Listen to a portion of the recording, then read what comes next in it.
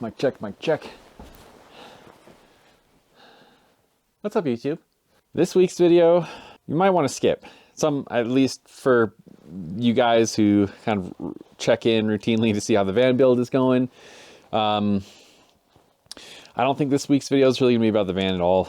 So if that's what you're normally here for, I'd say, yeah, I don't think I'm gonna really get into anything too much van related. I mean, maybe just a bit, just because that's so all encompassing in my life. But yeah, anyways, this week's video, I have just been dragging my feet. Like, I just haven't had the desire to film for like a couple weeks.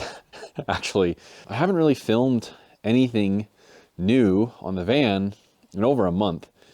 You know, it's worked out pretty well because I had a ton of content to go through, you know, a backlog of content that I need to edit and share with the subfloor installation.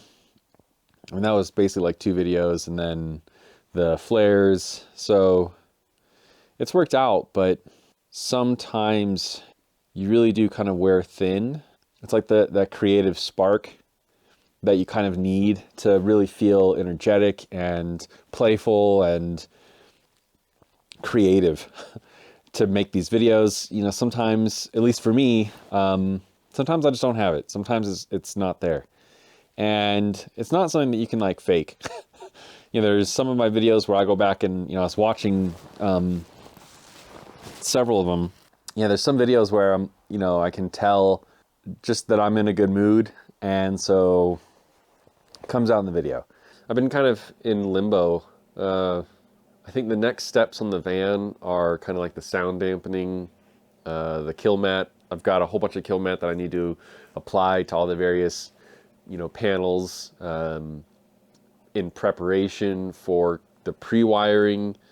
And then I've been researching, I've been spending seriously just hours and hours trying to calculate the length and gauge of the various wiring that I need for the electrical system in this van.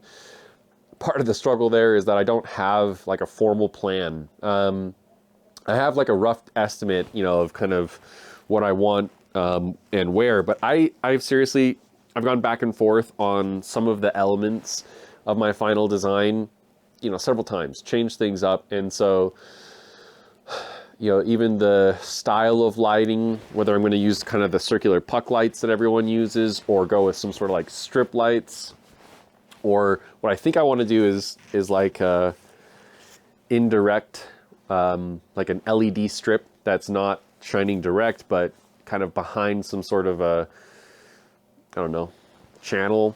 I think that could look really nice.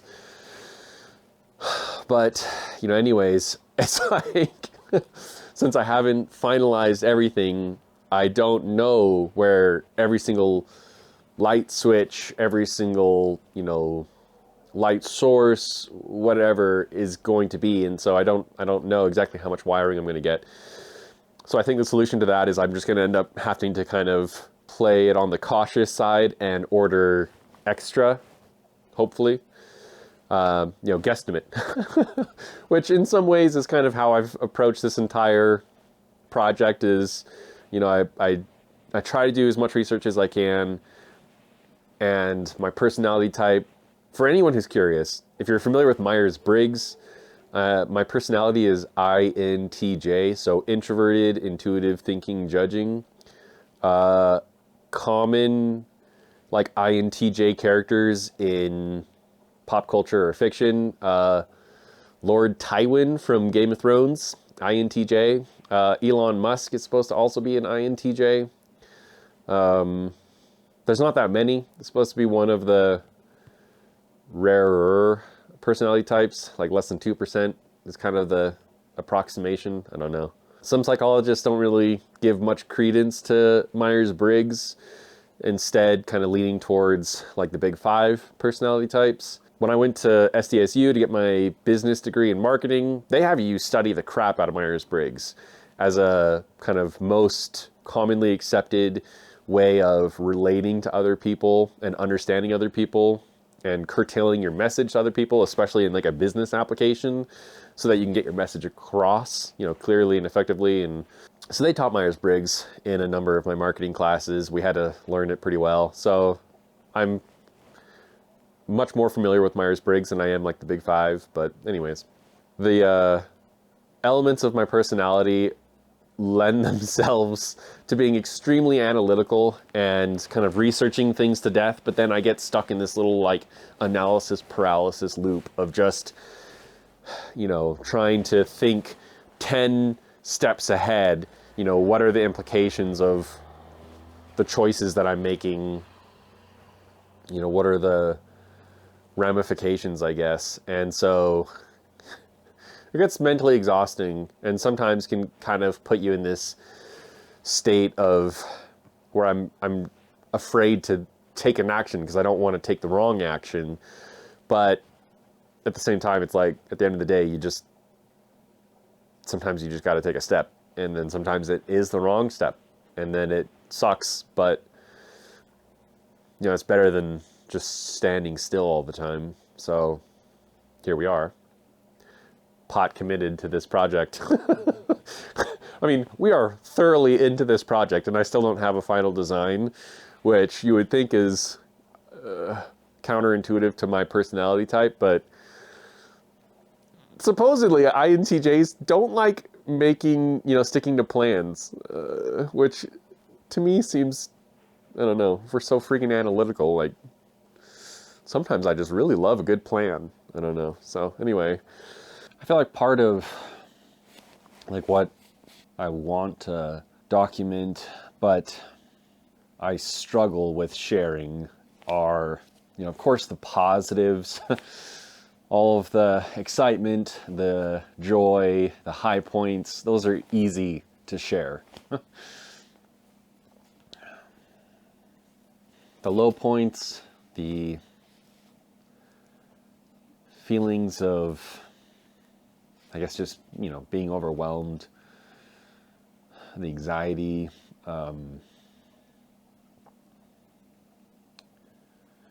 those are not so easy to share.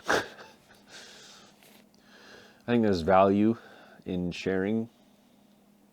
It's always much easier to recognize the value when I see other people sharing their experiences, their difficulties, because I'm always very appreciative.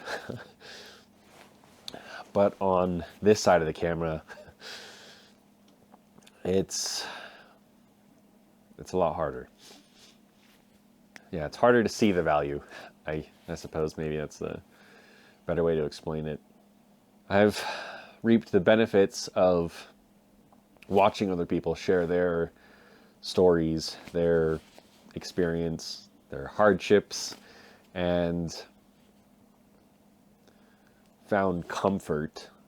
I guess, what is this, like my turn to pay it forward? Yeah, maybe for someone else out there, maybe it'll just help to know they're not alone. Yeah, something that I haven't really discussed publicly, I don't know, on my channel. Honestly, I've gone back and forth on, do I even share it? Do I need to share it? Is it beneficial, or is it really just detrimental, impacting my possible future career, opportunities? From like a business standpoint, I don't really know if there's much to be gained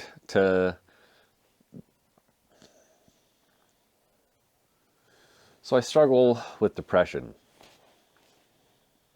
And it's usually easier to kind of talk about when I'm not, in the throes of it. So by no means am I an expert or, giving advice. This is just one person's anecdotal experience, I guess.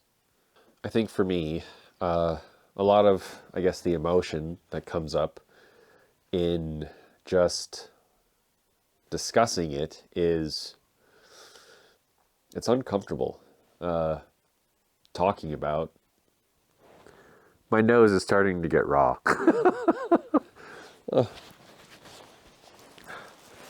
Keep it together, man. I mean, like, look at this. Look at this.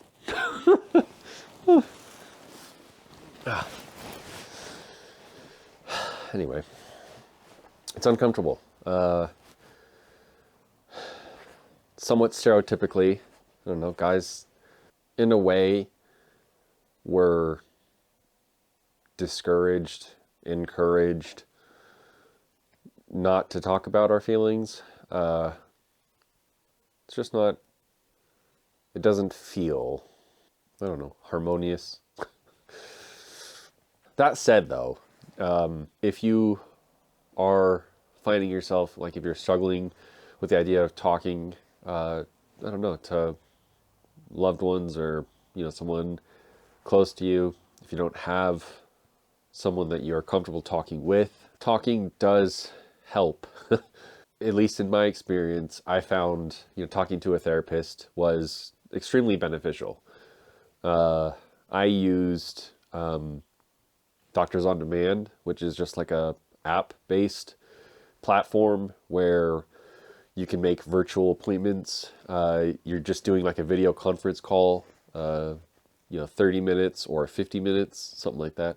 And that was, I don't know, I guess where I was diagnosed with depression was through virtual therapy. And just having someone to talk to that, you know, like the whole dynamic is they're just there to listen helps. At least for me it did. So I guess I would just say, if you're struggling, you know, maybe reach out to somebody. Jeez. I'm gonna go through this entire box of friggin' tissues.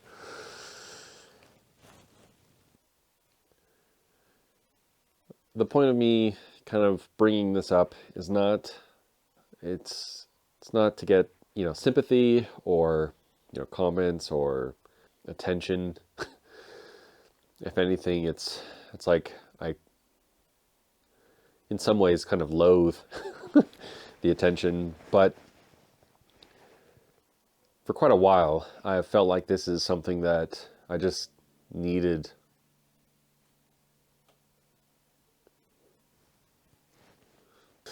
Oh, come on. Holy cow. These things are freezing. There's it's so cold. Oh. What the heck am I doing in this video? I have no idea. Oh, my nose. It is so sore. Oh, I gotta stop this just so I can leave my nose alone. I hope that this video was beneficial to somebody freaking out there. If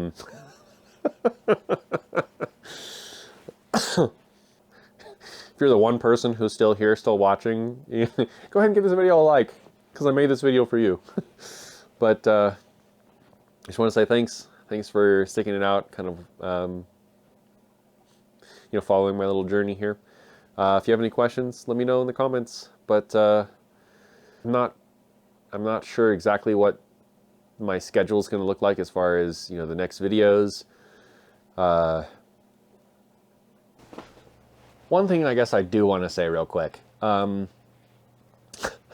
This was spurred from my last job when I was going through my, I guess now second most recent sort of low point in managing my depression. When I brought it up to my supervisor, and I had a partner. I was in, the role that I was working in. There's actually two of us that we worked as kind of like a team. And when I can really tell that my depression is like I'm fighting it, or that I'm struggling with it more, is when I have just a lack of motivation. to, I mean, even like work on my dream project. And it's kind of all encompassing. It's just everything.